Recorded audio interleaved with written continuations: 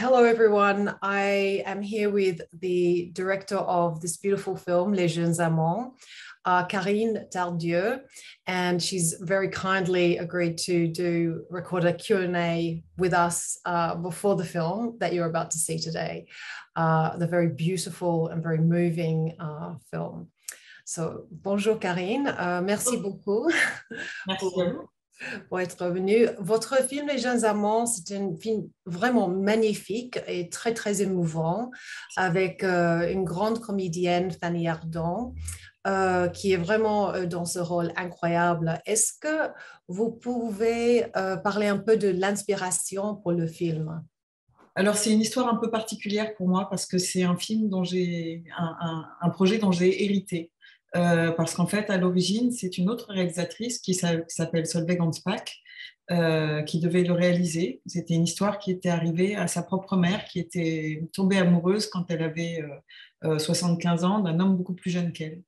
Et ça avait beaucoup touché Solveig, qui avait très envie que cette histoire voie le jour au cinéma. Mais Solveig était malade, elle avait une récidive de cancer et elle a compris qu'elle n'allait pas arriver au bout de ce projet. Et 2 jours avant de mourir, elle avait déjà commencé à écrire le scénario avec Agnès de Sassy. Mais elle n'est pas arrivée au bout. Et juste avant de mourir, elle a dit « Je veux que le film se fasse quand même, que cette histoire existe et je veux qu'il soit réalisé par une femme. » Voilà. Et comme je connaissais Solveig, sa co-auteur, son producteur, assez naturellement, ils m'ont proposé le projet. Et après un premier mouvement de recul, parce que c'est quand même étrange de reprendre le projet d'une amie qui est morte sur un sujet qui n'était pas forcément au départ auquel je ne me serais pas forcément attaquée naturellement. J'ai dit oui et voilà, ça a été une très belle histoire.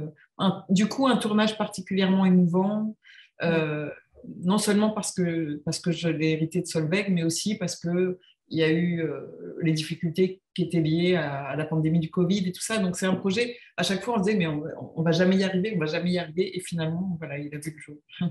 Oh, mais bravo. Alors, c'est une grande chose de prendre l'histoire, oh, qu'est-ce que c'est? L'histoire de quelqu'un qui était ami et qui a été décédé. Mais dans ce sujet, dans cette histoire, qu'est-ce qui était pour vous, quelles sont les choses pour vous qui ont vous donné les moyens de le faire, les points de commun d'intérêt? Le point commun principal, c'était qu'au fond, c'est avant tout l'histoire de 2 personnes qui saisissent ce que la vie leur propose au moment où ils s'y attendent le moins. Quelque chose leur arrive, à elle sur le tard, à lui à un moment de sa vie où il n'est pas du tout préparé à ça. Voilà, moi, c'est quelque chose qui me parle beaucoup, cette idée, cette peur peut-être que j'ai fondamentalement parfois de passer à côté de quelque chose et de saisir l'instant présent, de vivre les choses au moment où elles se présentent vraiment pleinement. Et de prendre ce risque-là, le risque de la vie en général, c'est une forme de courage, je trouve toujours, même de se lancer dans une histoire d'amour, parce qu'on prend le risque d'être blessé, d'être déçu, d'être malheureux. Voilà, ça me touchait fondamentalement. Et alors, vous avez écrit le scénario ou le scénario a été déjà écrit?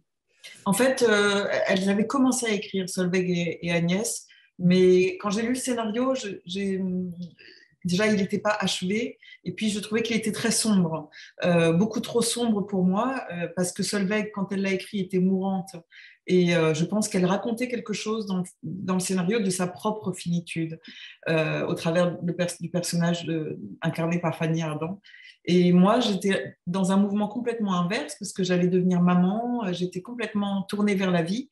Et j'ai dit au producteur et à Agnès de Sassy, si je reprends le projet, il faut que je l'emmène vers la lumière. C'est pas possible. La mort est omniprésente dans le film, comme elle rend tout plus fragile et donc plus essentiel encore. Mais voilà, moi, il fallait que j'ouvre le film. C'est vrai que moi, c'est quelque chose que j'ai vraiment remarqué, c'était les relations entre mère et fille, et puis encore fille et mère et fille, la grand-fille. J'ai beaucoup aimé ces relations et la tendresse entre les femmes.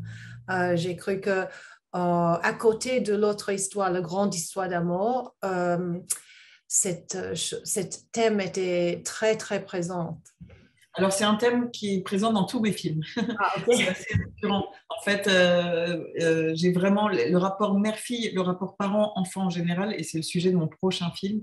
C'est quelque chose qui est vraiment, alors qui était déjà un tout petit peu présent dans le scénario de Solveig, parce qu'au fond, elle racontait elle-même une histoire qui était arrivée à sa mère et qui faisait un petit peu écho aux histoires que vivait sa propre fille, à Solveig. Mm.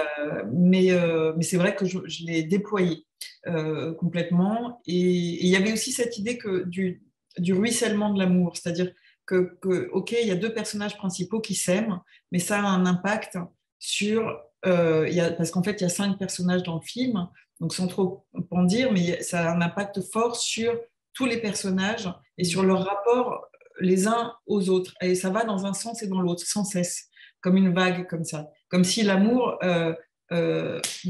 impactait sur les autres. Voilà, comme une vague, comme il y a beaucoup d'eau dans le film, vous verrez, de l'eau partout.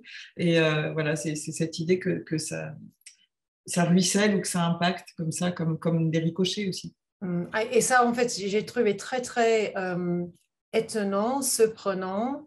Et aussi, ça a donné quelque chose d'en plus de, comme j'ai dit, cette histoire d'amour. Et aussi, comme vous disiez, la légèreté avec, que Fanny a apporté au film. J'ai trouvé que même si il y a cette question de la vieillesse et la mort, toujours elle portait avec elle une légèreté et un amour pour la vie elle-même qui était très touchant, très Oui, attendrissant.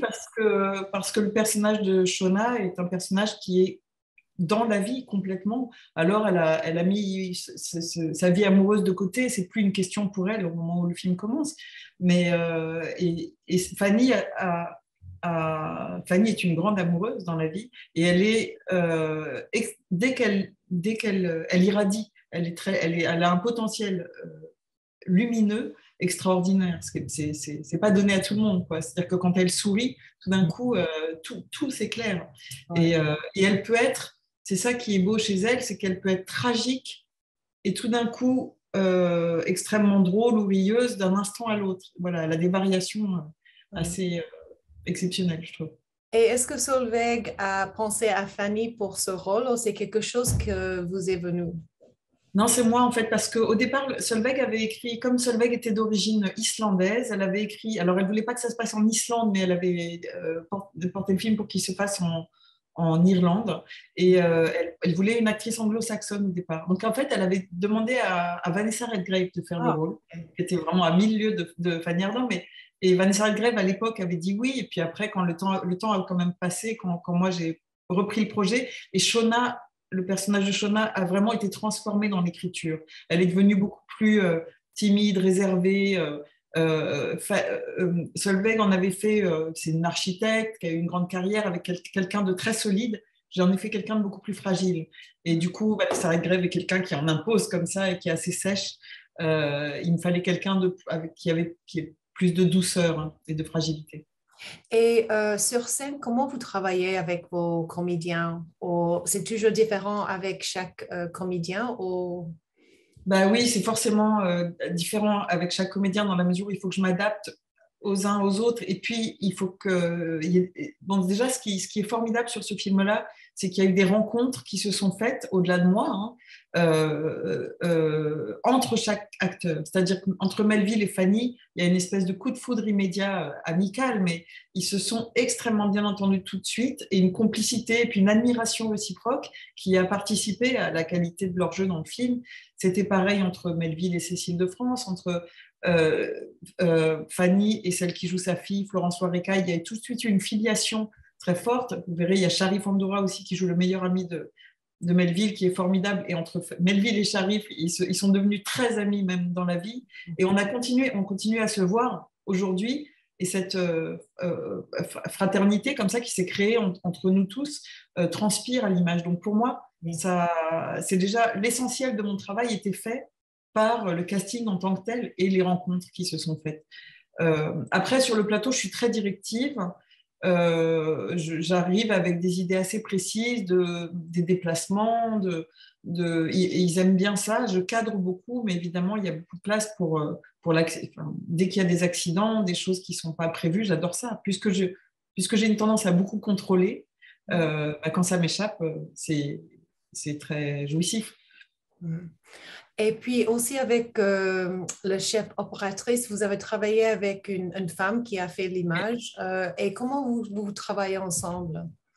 Alors, j'ai choisi Eline Kirchfink parce que j'avais vu des films d'elle sur lesquels je trouvais qu'elle avait notamment un sens du cadre formidable. Et les lumières qu'elle avait fait jusque-là étaient très différentes de ce que je lui ai demandé pour les jeunes amants. Mais et c'est vrai qu'elle sait exactement où placer sa caméra quand il faut. Mais on a travaillé énormément en amont. Encore une fois, je suis quelqu'un qui prépare beaucoup. J'improvise très peu.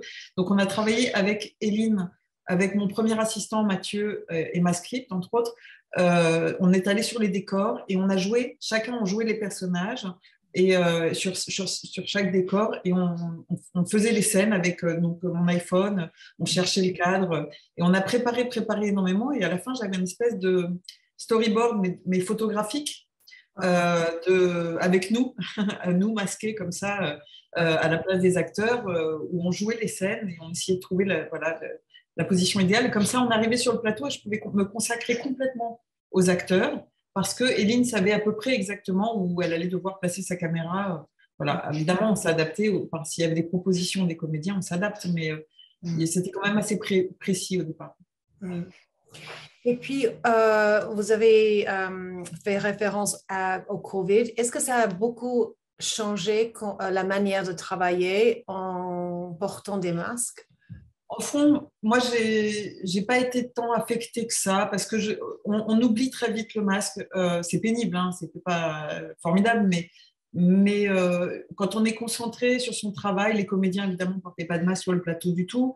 Bon, je trouvais que c'était un moindre mal par rapport à tout ce qu'on avait vécu et on était surtout tellement heureux de se retrouver parce qu'on avait été interrompu en préparation que ça a rendu au fond le tournage plus émouvant que n'importe quel autre de mes tournages. Donc, on a transcendé. Ça a été, au fond, on mesurait encore plus la chance qu'on avait de pouvoir tourner ce film. Voilà. Alors, Karine, je dois finir, mais je voudrais vous remercier pour avoir fait un tellement bel film, un beau film. Et merci aussi pour nous avoir fait donné un petit œil sur votre processus. Et est-ce qu'il y a quelque chose encore que vous voudrez dire aux gens? Non, mais je suis très touchée que le film soit projeté au bout du monde, comme ça. Je sais que ça avait été déjà le cas sur mon précédent film, notamment, qui avait très bien marché en Australie, au Témoin d'un doute.